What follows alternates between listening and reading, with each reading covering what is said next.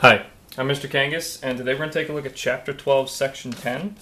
And in this video, we're going to take a look at the mutually exclusive events again. We're going to focus on a specific piece of it. When we were talking about mutually exclusive events, we put up an example where I rolled 2 die, and I wanted to find out what was the probability of rolling a sum of 5 or a sum that was even. And I told you to make this chart for rolling a sum of 5 to make sure you don't make any mistakes. I did want to talk about a sums chart in this video to try and explain a slightly easier way. You don't necessarily need to make a sums chart to figure out how many 5s could possibly be rolled, or how many sums of 5 could be rolled.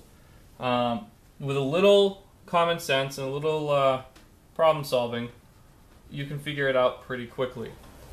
In a sums chart, you're going to take 1 and you're going to add it all. You're going to add it to all these numbers up to whatever the highest number may be. In this case, I'm adding 1 all the way up to 6. Okay.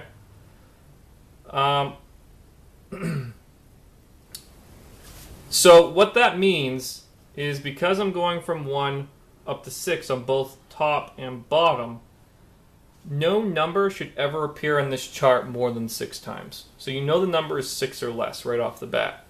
Because when I take 1 and I start adding numbers to it, there's only one number I can add to 1 to get myself to 5. There's only one number I can add to 2. There's only one number I can add to 3. There's only one number I can add to 4 to get this answer. I should not be able to add something to 2 different numbers to 1 and get an answer of 5. I shouldn't be able to do 1 plus 2 is 5 and 1 plus 4 is 5. That wouldn't make sense. Okay? There's only one answer to 1 plus blank equals 5.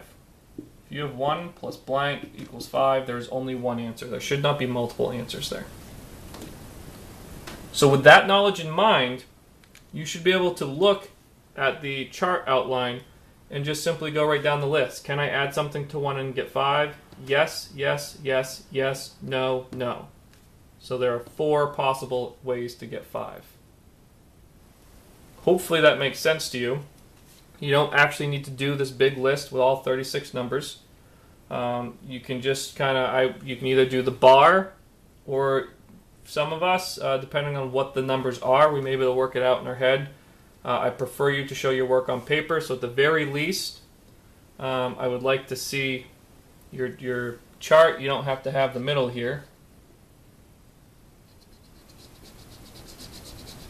but you could just as easily just have this chart and go, okay, can I add something to this to get it? Yes, yes, yes, yes, no, and no. So I know that in this row there's going to be a 5, this row there's going to be a 5, this row there's going to be a 5, this row there will be a 5, this row will not have a 5, and this row will not have a 5. Because I know I can add something to 1 to get the 5. With the numbers given to me, I know I can add one of the numbers 1 through 6 to get the 5. Now, if this top row ended at 3, okay, I would then have to say, okay, nothing here to get the 5, something here, something here, something here, nothing, nothing. So in this case, there would only be 3 possible outcomes for a sum of 5, but you could still do it the same way. So, any questions on that, please let me know. Hopefully that helped you out. Hopefully that made sense to you. And tune in for the next video. This time I promise the next video will be Chapter 13, Section 1.